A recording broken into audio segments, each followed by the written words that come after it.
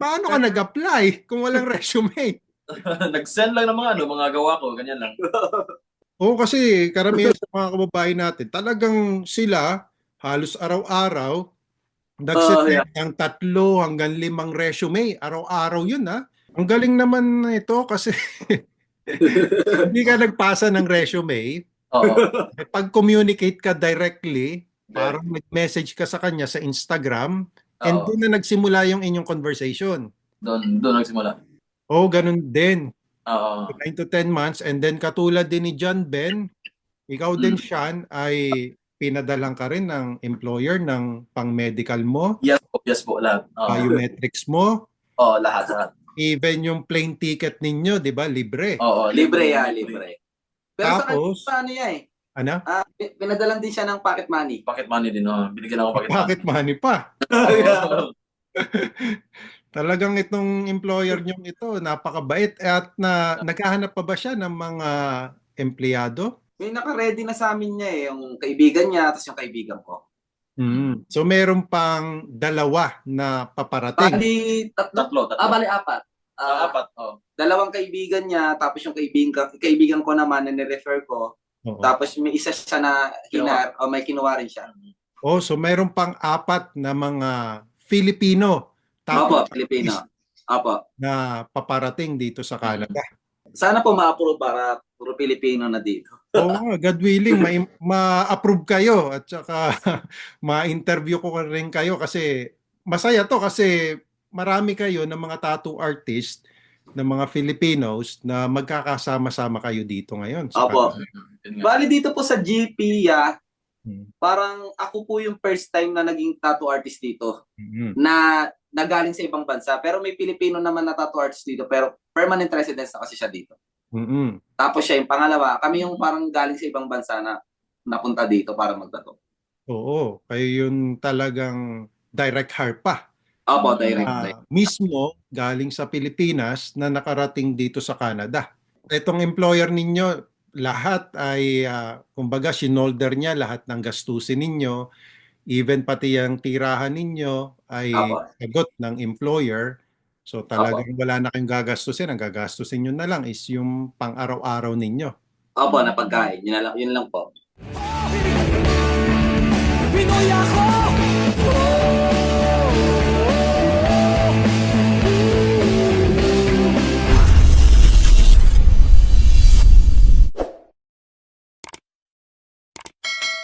Kamusta mga kababayan job seekers at naghahanap ng opportunities papunta dito sa Canada? Salamat sa Diyos, meron na naman tayong isang mabuting pagkakataon na magkita-kitang muli at ang dalangin ko pong parati sa Diyos, sana kayo ay laging nasa mabuting kalagayan. At ngayong araw na ito, I am very excited to make this video kasi meron tayong makakausap, ma-interview natin na solid subscriber ng ating channel at follower ng ating Facebook page. Magbibigay siya ng mga tips, informations, kung papaano siya nakapunta dito sa Canada. So, kausapin na natin siya. Kamusta sa'yo, John Ben? Ayos naman niya. Yun, 9 months na rin dito nung December 13. 9 months na rin. So, kamusta naman ang iyong, this is your first winter di ba? Yeah. Medyo nakakapanibago tsaka nakakadugo ng ilong. Nagda-dry eh. Sobrang lamig. Mhm. Saan ka ba galing? Sa Pilipinas ka ba? Or from other country ka? Nag-cross country ka ba? Pilipinas talaga. Doon ako talagang nagmula, hindi galing sa ibang bansa. Rekta Pilipinas Okay. papunta dito. Mhm. So, first time mo na makakapag-ibang bansa. First time abroad. Saan ka ba sa atin sa Pilipinas? Sa San Jose del Monte, Bulacan. Ano ba ang occupation mo sa Pilipinas bago ka nakapunta dito sa Canada? Tattoo artist po. Oh, tattoo artist ka. Opo. Paano ka ba nakapunta dito? Naghanap ka ba ng employer to job bank? Nag-apply ka ba sa mga agency? Actually, hindi. Parang nakita lang ni employer yung mga sample ng mga gawa ko sa social media. Tapos na siya ng job offer tsaka employment contract. O bali mismo yung employer ang naka-discover sa'yo? Yes po. Kumbaga, hindi ka talaga nag-a-apply, naghahanap ng trabaho papunta dito sa Canada. Opo, kasi wala naman talaga na ano yung applyan sa mga agency katulad ng mga tattoo artist, mga ganyan. Mm-mm. And then, nung nahanap ka ng employer na ito, paano yung naging inyong initial na conversation? Ano Tinanong ya, mo? nag-message siya sa akin sa Messenger na interesado nga siya dun sa mga gawa ko. Mm-mm. Tapos, pero parang hindi pa kasi sigurado yan kasi syempre, una-una, hindi naman din nag-apply, tapos di rin ko kilala yung employer. Nag-send lang siya ng sa WhatsApp niya, kinuha niya binigay niya yung number niya sa WhatsApp, tapos yung sa akin, tapos doon kami nag-usap. Tapos syempre parang duda dahil una-una, walang interview na naganap. Parang ganun lang. Tapos mga 2 weeks ata, sabi niya, hiningi niya yung email address ko, biglang may nag-email sa akin na consultant. Tapos nagbigay ng job offer tsaka employment contract. Alam mo, pagka meron ako naririnig ng mga kababayan natin na merong kumokontak sa kanila through WhatsApp, Ah, ako mismo nagdududa ako kasi yeah, totoo yan. Totoo yan, nakakapagduda. Kasi syempre, hindi mo naman talaga sure kasi una-una, di ba, yung iba talagang pumipila pa sa agency, naghahanap talaga ng sa job bank para makita ng trabaho, ganun. at saka yung kagaya ng sinabi mo na yung mismong employer ang nakadiscover sa'yo, Opo, tapos hindi ka naman talaga nag-a-apply ng trabaho, hindi po, hindi po. syempre, on your part, magtataka ka. Bakit Yes wala po, naman nag-apply dito? opo, Paano opo, malalaman niya na gusto ko na pumunta dito? opo. So, Nung nakarating na po ako doon, tinanong ko po siya talaga na, yun nga po kasi naghahanap siya ng mga tattoo artist sa iba-ibang bansa. paano mo ito na-verify na yung employer ay Legit. Ano, kung meron na akong pinapirmahan na job offer na tas employment contract, pinasa ko na ron ang kausap ko na doon kuya si yung pinaka consultant namin dito sa Canada na. Mhm. Yun na yung pinaka na nakakausap ko. Tapos nag-send na siya ng mga requirements ng mga tag dito yung mga documents na ipapasa ko. Mhm. Like yung diploma, NBI, passport, gano'n na siya. Yun na yung consultant na yung kausap ko about. Pero hindi ka naman nila siningil or hinihingan ng fees. Wala ya. Bali, napatunayan ko na yung employer legit kasi nung binigyan na ako ng schedule ng biometrics, nagpadala sa akin yung pinaka-employer ng pera pang biometrics ko. Oh, so sila pa mismo ang nagpadala ng pera sa iyo. Opo, sila nagbigay ng pera ng biometrics. Tapos after po no na parang one month ata or 3 weeks ang inintay ko, no medical ko na, binigyan ulit po ako ng pera ng pang-medical. So talagang sila pa mismo yung nagpapadala ng pera sa iyo. Opo, And opo. wala silang siningil sa iyo na kahit magkano. Wala po. Siya po nagbigay ng pera ng pang-biometrics sa medical. Oh, swerte mo naman kasi most of the direct employers Opo. ay kumbaga sila ang mag-aasikaso on their side, sila Opo. ang magbabayad, pero yung medical, ikaw na yung sasagot.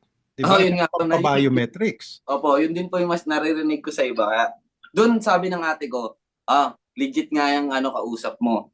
Kasi nagbigay na siya ng pera eh. Pero nung una kasi may pangamba, pero nung mga nagbigay na ng pera, medyo na ako doon na, okay, baka totoo nga to.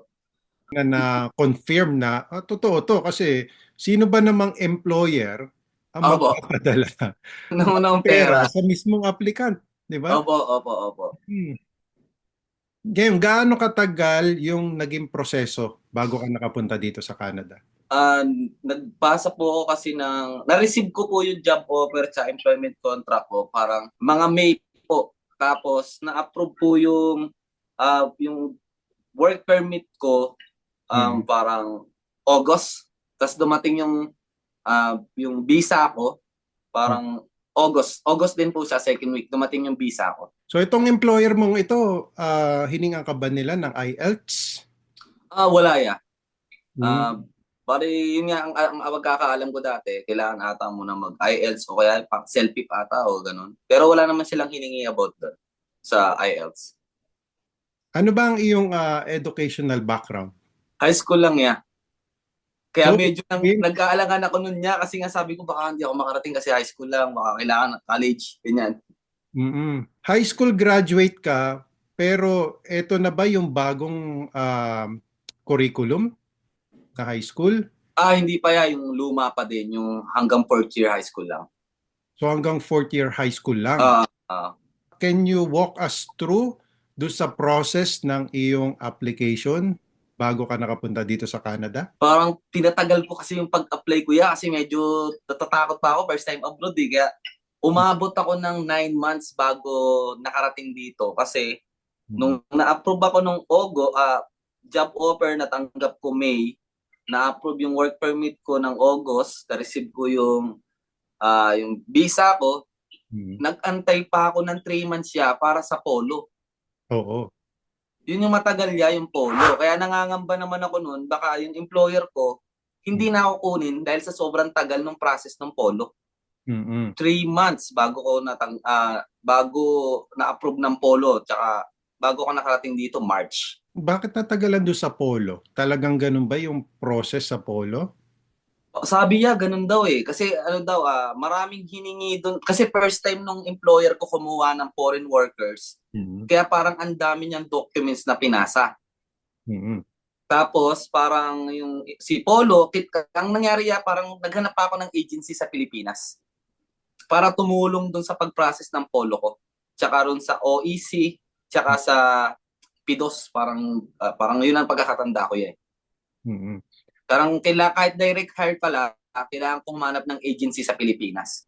Oo. So magandang information yang ibinahagi mo ngayon kasi most of the applicants, ang akala nila manggagaling lang mismo dun sa employer side Yan, din alam ko yan. pagpaprocess ng kanilang application at hindi ka na mangangailangan ng agency. Pero Yeah. ang tamang process talaga, pagka ikaw ay direct hire, kailangan mo talaga din na mag-hire ng agency sa Pilipinas para mag-process nung sinasabi mo mga OAC, Yeah.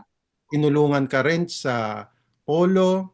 Now, syempre, kung mag-hire ka ngayon ng agency sa Pilipinas, binayaran mo ba yung agency? Si employer na rin po nagbayad. So, siya na talaga totally sumagot lahat ng iyong mga gastusin. Opo. Siya na po nagbayad lahat nung sa agency fee, tsaka hindi ko na alam yung ibang mga binayaran niya doon eh. Kaya totally wala kang ginastos sa employer. Wala po. And then knowing na first time lang ng employer mo na mag-hire ng foreign worker. First time. Oh.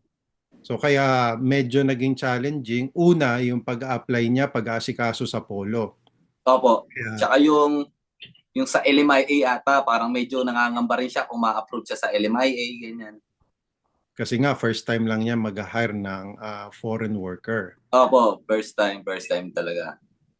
Ikaw ba, John Ben, ay may family sa Pilipinas? Meron po. So may asawa ka, tsaka ilang taon na yung anak mo? 16, 15, tsaka 11 po. Wow. And then, eto bang employer mo ay may balak din na i-permanent resident kayo dito sa Canada? Yun po ang ano niya, after 1 year daw po, pwede na daw po ako mag-apply ng permanent residence. After 1 year. Yung kagandahan dyan sa occupation mo no? Opo. Kasi nasa, ano bang tier yan? Tier 3 po. Parang skilled worker po siya, tier 3. Skilled worker ang tattoo artist, no? Opo. Tier 3. Tier 3. After 1 year, pwede ka na mag-apply ng permanent resident status mo dito sa Canada. Nasaan ka ba ngayon dito sa Canada?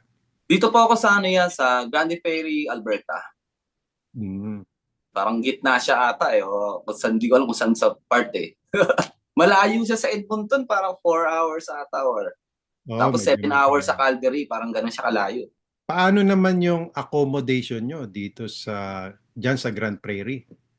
Libre po lahat. Pera lang po yung pagkain, tsaka, pero yung bahay po libre. Libre yung bahay mo Opo. and papaano naman yung commute mo papunta sa yung work? Hatid sundo po nung pinaka-employer. Ang swerte mo naman talaga. Kasi lahat na mula sa pagpaprocess ng iyong mga papers, Opo. basta makapunta ka dito sa Canada, libre ng iyong Opo. employer.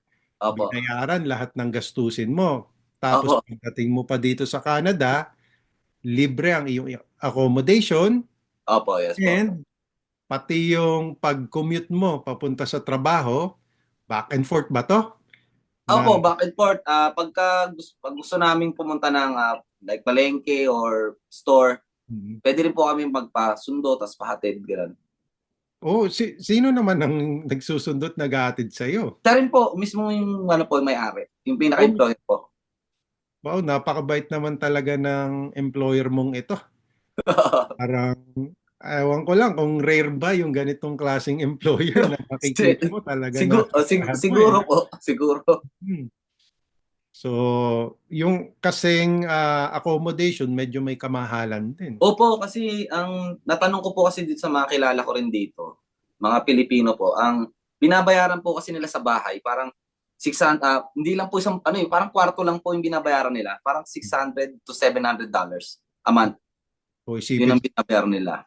$600 to $700, malaking pera din yun. Opo, yeah.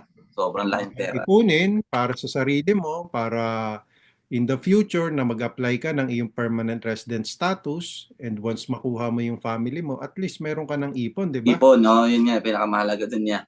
Actually, nandito, di ba, sabi ko nakaraan, actually, nandito na rin yung kasama ko. Oh! Meron na hinire, ilan yung bagong hinire ng iyong employer? Bali, ngayon, isa pa lang yung dumating, pero alam ko, next year, may dalawa pa. Tatlo? Tatlo ba? Tatlo. May tatlo pa parating. Oh. Bali, apat pala. Oh, so naandyan yung kasama mo ngayon. Oh, yeah. Bagong kararating lang. O baka gusto niyong bumati dito sa ating... Bali, karating lang, parang ka. 2 weeks, 3 maganda, weeks. para... O, dalawa na kayo. Ayan, po ka sa katabi niya. Sige. Ayan. Ano mo lang ng konti para makita natin. O, pakilala ka, kabayan. Ako po si Sean Derek Bohol. Saan ka sa atin? Sa Cebu. So, direct ka rin from Cebu. Direct from Cebu. Punta dito sa Canada. Nirecommend ka ba ni John Ben? Hindi po. Nakita ko lang yung employer na nag-post siya ng wanted tattoo artist hiring. Nag-apply ako sa Instagram. Sa Instagram mo siya nakita? Oo, sa Instagram. Oo. Kasi usually pagka nagre-recommend ako sa ating mga kababayan ng direct opportunity, nire-recommend ko yung job bank. And rarely na marinig ko yung ganitong instansya na nakahanap kayo ng employer. Social media. Oh, kasi usually yung mga nagpo-post pag minsan sa social media ay parang nagdududa ako. Duda talaga. Pwedeng scam kasi. Nga yun yung iniiwasan natin, yung ma-scam yung ating mga kababayan eh. So ikaw, Sean, paano ka naman nagkaroon ng interest na maghanap ng opportunity at napili mo pa is Canada? Tinry ko lang na mag-apply ng nag-try lang ako, ganyan lang. Yung parang wala lang. Parang wala lang, ganyan lang, try lang. Pero talaga naghahanap ka ng opportunity sa ibang bansa? Hindi naman, nag-try lang nila ako. Parang lumabas lang. Lumabas lang, try lang ako mag-send, ganyan. So, parang ito, lumabas lang sa Instagram feed mo. Oo. Then nakita mo na may naghahanap ng tattoo artist, in-applyan mo. Oo, nag-try lang ako ng anong tawag dun? Mag-send. Oo, mag-send lang Pag wala, okay lang. Pag meron na, sige. Thank you. Wala bang effort yan? Hindi ka nag-effort na talagang magpuyat ka para maghanap ng employer? Oo, kasi karamihan sa mga kababayan natin, talagang sila halos araw-araw Yeah. nagsisend ng 3 hanggang 5 resume. Araw-araw yun, ha? Yeah. So, Consistently. resume? Resume. Nag-resume ka ba? Wala. Wala. Wala. Walang resume, Wala. Walang O paano ka nag-apply kung walang resume? Nag-send lang ng mga gawa ko, ganyan lang. Sinend mo sa kanya yung iyong mga ginawa na Ginawa mga ko. tattoo. Oo. Paano ka nakipag-communicate doon sa employer na yon? Like, ano lang, ganyan na hiring ba kayo, ganyan, na ano siya sa akin, na interesado, tsaka ganyan. Yun lang. Parang ganyan lang. And then, paano ka naman niya kinontak? Kinontak. Yun, nag-contact ako sa kanya na sa Instagram. Tsaka sabi niya, sige, ay natin, i-set up natin ito. Ganyan. So, nag-wait ako ng parang 3 months ata, bro. No? 3 months, Ganyan, mga 3 months bago siya nag-reply na magkuha siya ng ibang foreign artist. Ganyan. Mm-mm. Ang galing naman ito kasi hindi ka nagpasa ng resume. Oo. Pag-communicate ka directly, parang nag-message ka sa kanya sa Instagram, and Oo. doon na nagsimula yung inyong conversation. Doon nagsimula.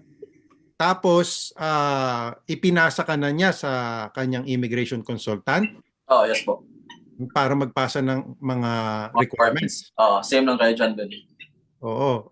Ikaw ba ay katulad ni John na high school graduate or nakagraduate ka ng college? Hindi, ako, second year college. Second year college ka, no? Oo. Mhm. So, gaano tumagal yung iyong process ng application papunta dito sa Canada? Same lang kay John Ben, mga 9 to 10 months, ganyan. Oh, ganun din. Oo. 9 to 10 months, and then katulad din ni John Ben, ikaw din, Sean, ay pinadalang ka rin ng employer ng pang-medical mo, Yes po, lahat. biometrics mo, Lahat. even yung plane ticket ninyo, di ba, libre. Oo, Libre. Pero Tapos, sa ano niya ano?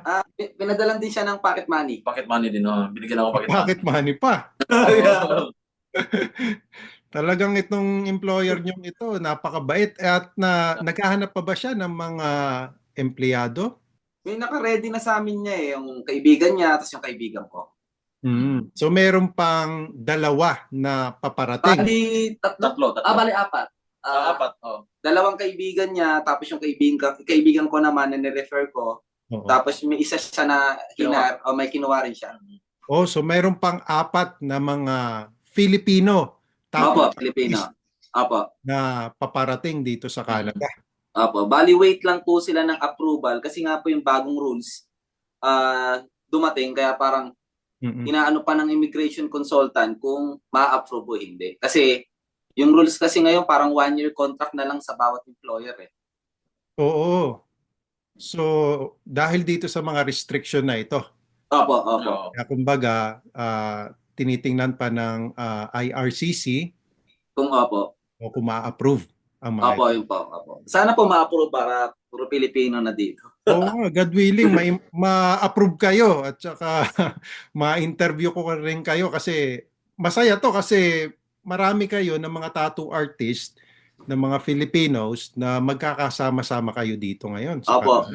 Bali dito po sa GP, parang ako po yung first time na naging tattoo artist dito na nagaling sa ibang bansa. Pero may Pilipino naman na tattoo artist dito pero permanent residence na kasi siya dito.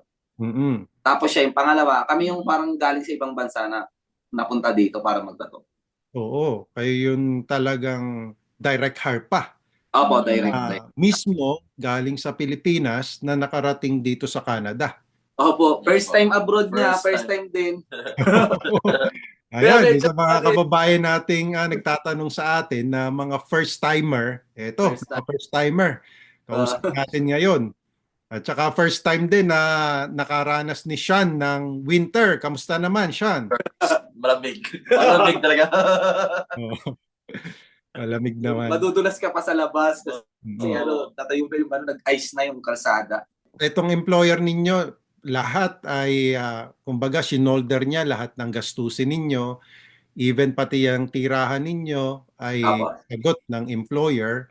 So Apo. talagang wala na kayong gagastusin. Ang gagastusin nyo na lang is yung pang-araw-araw ninyo. Opo, na pagkain. Yun lang po. So pagka ganitong Monday, day off ninyo? Na day Oo, off Sunday, Monday, day off. Oo, ang ganda naman. Sunday Mm. at saka Monday pa. Day off. Ano yun? Yung shop ninyo sarado pagka ganitong mga araw? Oh yeah, Monday, sarado. Pero kasi yung ibang Canadian, yung kasama namin Canadian, minsan tumatanggap din siya ng Clients. Sunday, ng clients ng Sunday, Monday. Oo. Kaya pala talagang yun yung day off nyo na rin. Sunday, Okay Monday. na sarado yung inyong shop. Oh yeah.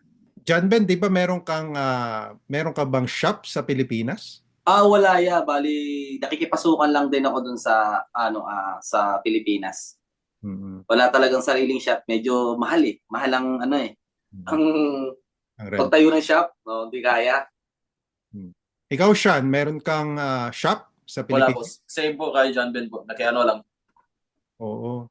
Parang ang tawag dyan, freelance. Freelance. Freelance yung ganun eh. No? Tapos Dito lang kayo kami nagkaroon ng parang full-time. Dito lang kami naging full-time tattoo artist. Mm-hmm. Kasi doon depende kung hindi naman kasi lagi araw-araw may gawa sa Pilipinas eh. Mm-hmm. Parang kung kailan lang may ganyan. Dito talagang full-time talaga. Busy ba yung shop ninyo? Ngayon medyo parang nag-slow siya kasi nga dahil nga winter. Nag-slow siya ngayon eh. Dahil ngayon winter. Pero nung mga nakaraan, busy naman siya. Kamusta naman ang sahod ninyo dito? Okay naman. Maganda naman ang sahod talaga. So okay naman so far. Kasi yun nga, tapos less pa dahil nga hindi kami nagbabayad ng rent ng bahay. Kaya medyo may naitatabi din. Pag ba meron kayong isang client dyan, gaano tumatagal yung inyong pagtatato? Depende kasi nakadepende rin sa sa kliyente. Sa budget at saka sa budget. pain tolerance sila. Sa pain tolerance. Hindi katulad ng Pinoy parang matibay. Like Parang 8 hours. 8 hours, 12 hours, kaya nilang tumagal eh. Oh, so ibig sabihin yung depende dun sa siguro kung gaano kahirap. Depende sa kung gaano kadetalye, kahirap yung tattoo. Tapos depende rin sa pain tolerance ng kliyente. Kasi may kliyente kasi na parang hanggang 4 hours lang. 4 hours lang, hindi na kaya, stop na. Tapos tuloy nyo na ulit ng susunod na mga ilang months, ganyan. Paano yun? Ano yung tsura ng tattoo niya nun? Pagka ano? Ayun lang Yan lang. Talaga. To be continued na lang. Kakausapin mo siya na ito lang muna tatapusin natin. Pero may iba naman na talagang gusto patapos. So kasi ibig sabihin, pagka tinato nyo dito, talagang wala itong mga sinashot kayo ng mga parang pain reliever. Iba yung parang pinapahid pero hindi kasi hindi kami gumagamit nun niya eh. Kasi parang nagbabago yung texture ng skin, tumitigas. Mahirap na pumasok yung tinta sa balat. May side effect. May side effect siya. Kaya talagang ito, wala talagang kumbaga pampangimi, no? Wala. Talagang kaya nga dinedetermine nyo yung pain tolerance ng isang client. Most of your client ba meron na silang prepared na mga art na gusto nila ipagawa or may pinipili sila? Sa amin consultation. As i-consult nila, ito yung gusto niyang mangyari. Minsan, ang mahirap yung nagkikwento sila. Medyo nakakabaliw yung design. Yung gusto ko, kikwento niya doon sa paper lahat ng niya. May storyline ganyan. May storyline na gusto niyang lumabas ganon.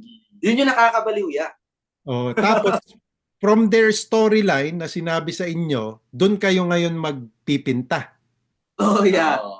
So meron parang mag-sketch muna kayo. May ganon. Pero hindi naman siya actual na magpapatato agad ng araw na yun. Parang nag-consult siya, tapos ilang days o month, tsaka pa lang siya pag may schedule na mismong appointment ng tattoo niya. Pero kumbaga, gumagawa na kayo ng design ng sinabi niya. May ganon na, So paano ba yung design nito? Through paper ang ginagawa ninyo? High-tech na kasi ngayon niya iPad na. Sa iPad meron kayong parang doon na kayo nagpipinta. Doon na ya. And then, Hindi na katulad maraming dati. mga color variation yan. Oo, marami. Tsaka Temptation pa mabilis rin siya. sa client. Mhm.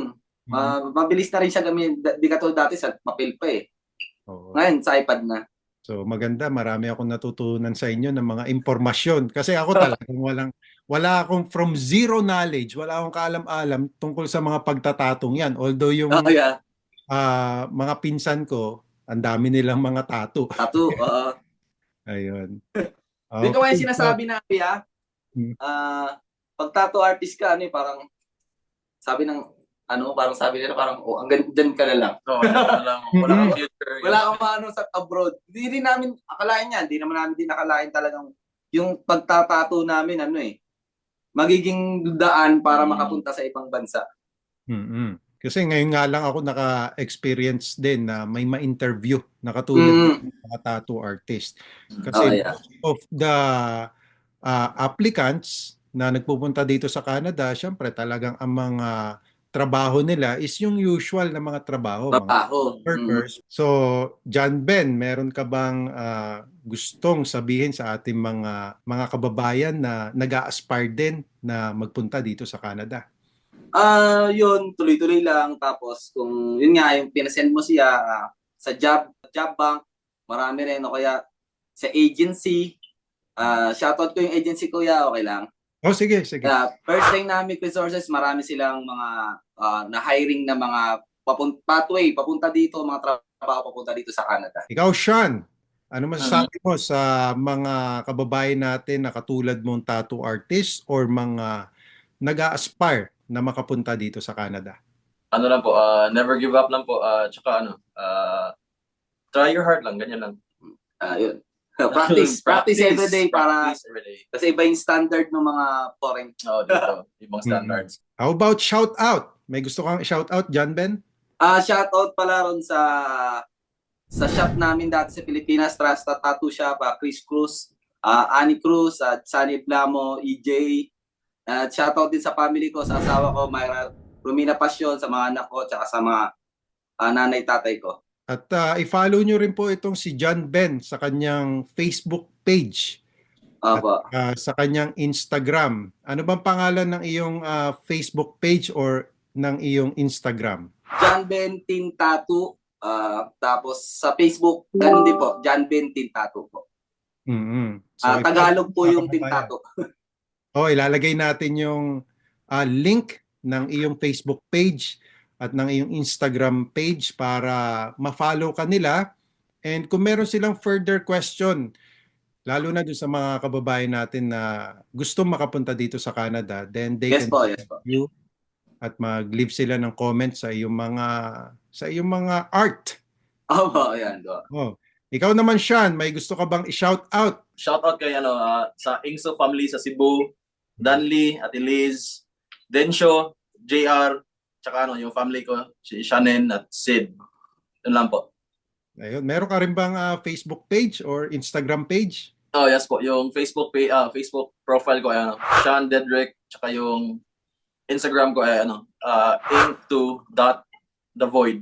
Ayun. So, i-follow nyo po sila, mga kababayan, para makapag-inquire kayo ng mga further information at matingnan nyo din yung kanilang mga art. Mapagmamalaki natin itong mga Filipino tattoo artist na mga kababayan natin. At ako ay natutuwa na nakarating kayo dito sa Canada.